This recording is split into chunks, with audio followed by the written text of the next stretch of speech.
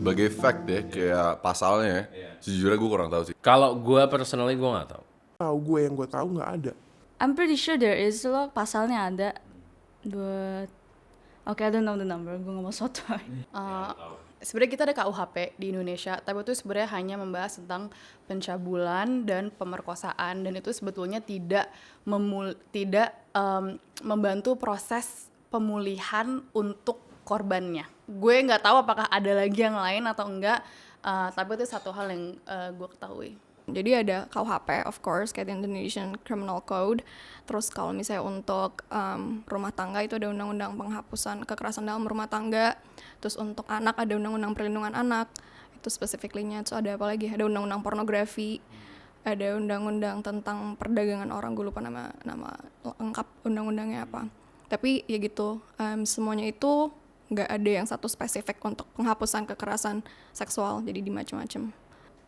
Misalnya sempat baca RUU PKS itu tuh dia nggak cuma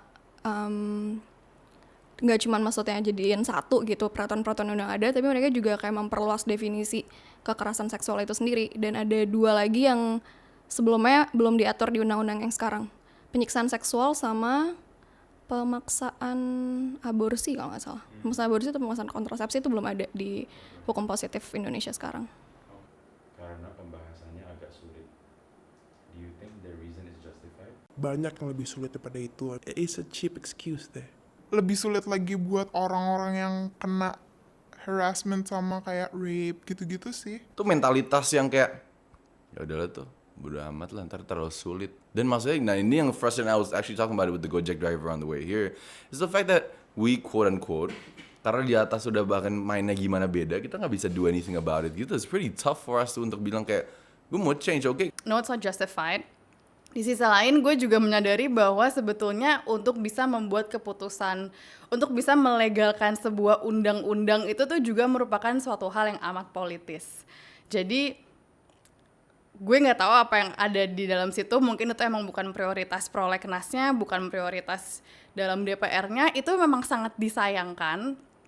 Tapi itu menjadi sebuah pendidikan politik juga buat kita. Bahwa kalau memang kita ingin sebuah perubahan, kita juga harus melakukan sesuatu. Kita juga harus mendorong wakil rakyat kita untuk melakukan hal yang kita inginkan. Saya RUU PKS itu diajuin bukan baru-baru ini gitu, udah dari semenjak tahun 2016 sampai kalau nggak salah. Bahkan itu diusung dari tahun 2012 gitu, so they have a lot of time to actually review it. Menurut gue nggak justified sih. Gue nggak tahu apa mungkin karena emang kondisi pandemi sekarang, jadi it's not one of the most important things for them to discuss about it, but no, karena dari 2019 mereka bilang, oh kita pindahin ke prolegnas 2020, terus sekarang 2020, kayak we're just gonna move it to 2021, ya. Kenapa orang-orang bisa komentar kayak gitu? Kayak gara-gara easier aja deh. Kalau di Indonesia gue nggak tahu, karena penyebabnya itu baik banget. Aspek sosiopolitik, ekonomi, budaya itu juga sangat amat kaya dalam mempengaruhi cara kita berinteraksi dan memilih untuk melakukan sesuatu.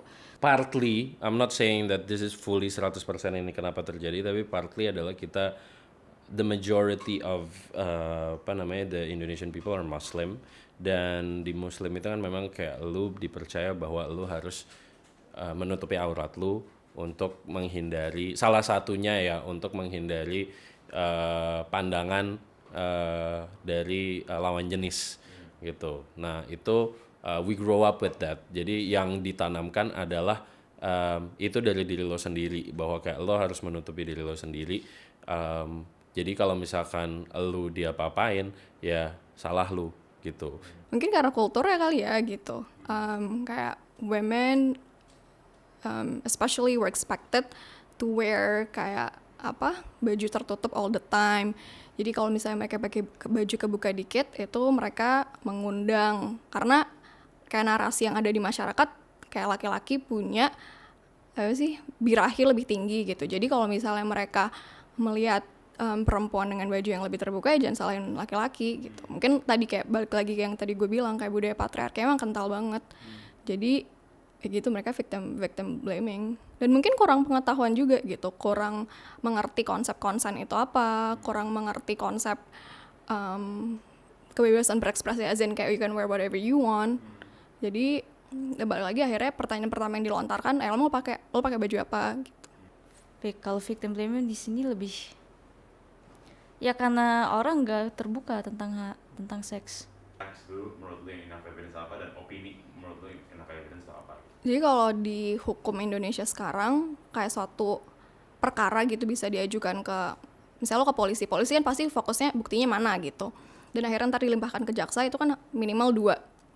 Keterangan ahli, keterangan saksi, keterangan terdakwa, surat sampai tunjuk 5 itu. Tapi minimal lo perlu 2 gitu.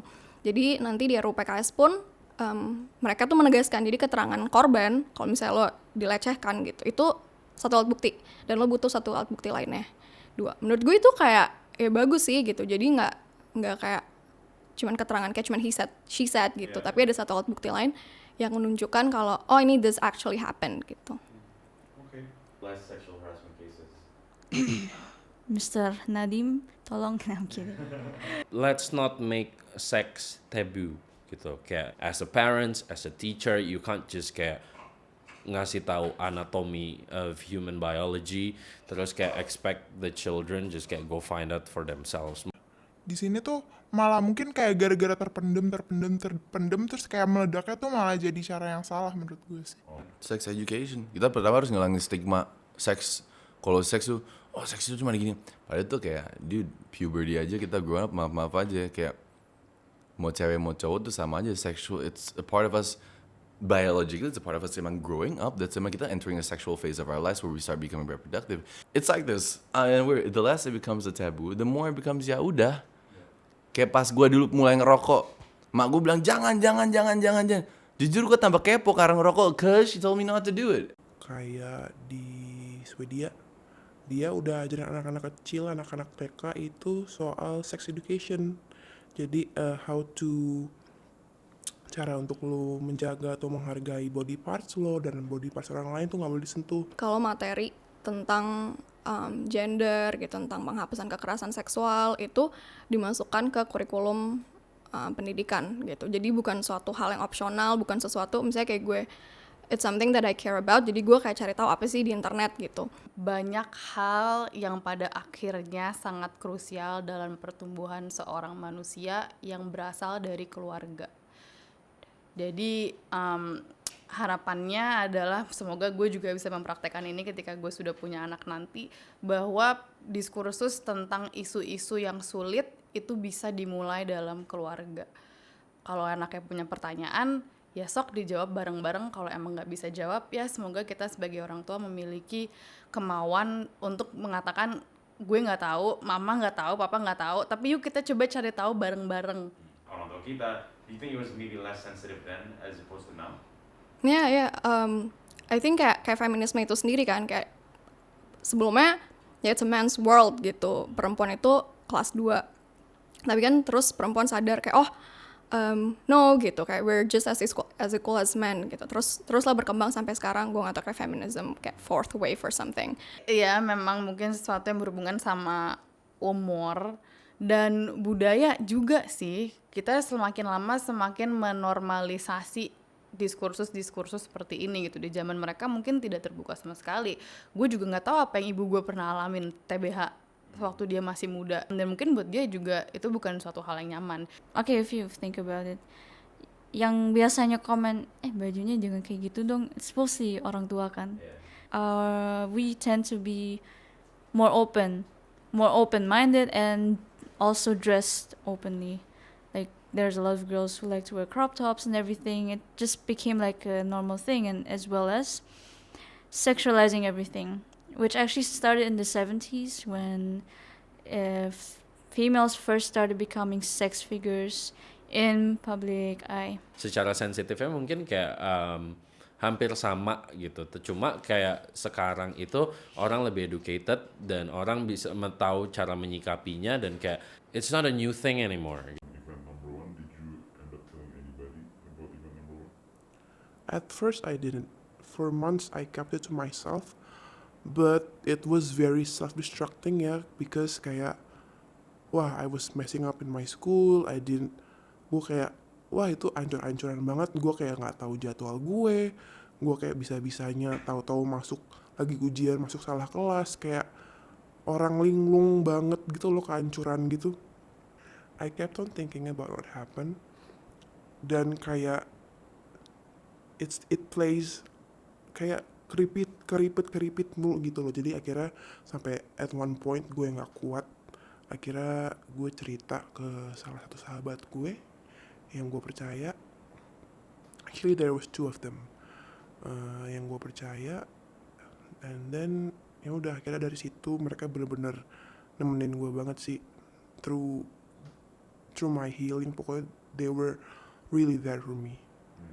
What initiated me to do that, karena emang sampai saat itu kan aku masih kepikiran tuh kayak anjing nih orang nggak ketangkep, and I was in the middle of a shoot, right? I was working, and pikiran itu menyintas, and I was like, okay, you know what? I think this could be the time. This should be the time. I should go public about it. I should expose this guy.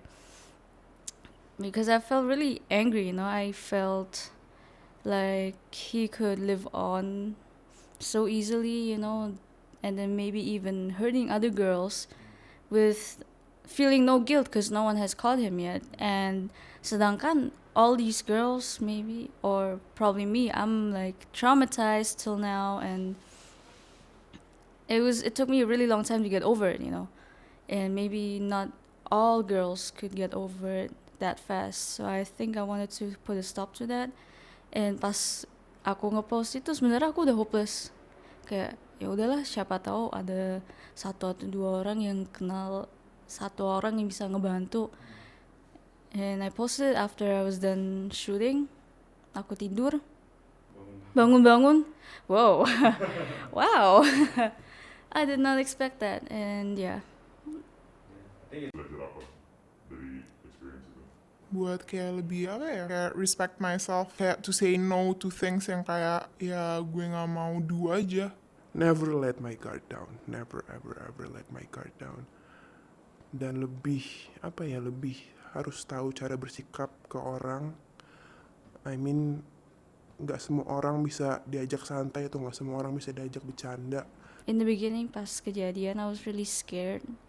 Like ada beberapa saat awal tahun ini where I thought about posting it kan. Cuman di saat itu aku takut karena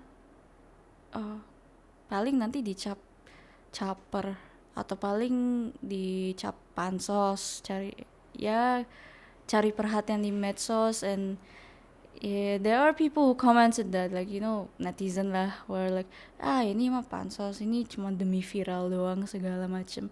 And at first I was scared of that, but then I guess after a while itu ngebebanin aku. Jadi kayak mau gak mau, I didn't know what else to do. I guess I did the right thing, and for the future, I guess my motto would be jangan takut. Any fellow victims ya? Yeah, message, advice, tip, anything. Lu pada tuh gokil, kalau masih bisa strong itu lu gokil, semua gue salut sama lu. Tapi gue juga merasa if you have a support system yang juga emang itu, jangan nahan lah. Orang juga kalau emang udah kawan lu pasti bakal dengerin lu. And maksudnya gue nggak downplay sexual assault whatsoever, it's a serious thing. Cuman if you can find comfort, jangan simpen di otak. Karena if the more you keep it inside, and I know we all deal with our own traumas our own way, tapi it's sometimes nice to get things off our chest. Speak up. Gue melihat banyak banget di social media, Twitter, Instagram, banyak banget orang yang sudah speak up tentang pengalamannya mereka, dan akhirnya mereka one step closer to justice. And if you are one of them, find someone that understand you, find your friend, or kayak just reach out, because we're here for you. Kalian jangan takut untuk bersuara, jangan takut untuk cari bantuan. Ya kalian gak harus bikin postingan di Instagram juga sih, cuman kayak jangan ragu untuk cerita ke siapapun, mau itu keluarga kalian, mau itu orang yang paling terpercaya di dalam hidup kalian. One day we will see progress. So stay strong, and if you ever need a safe space, I can be a source.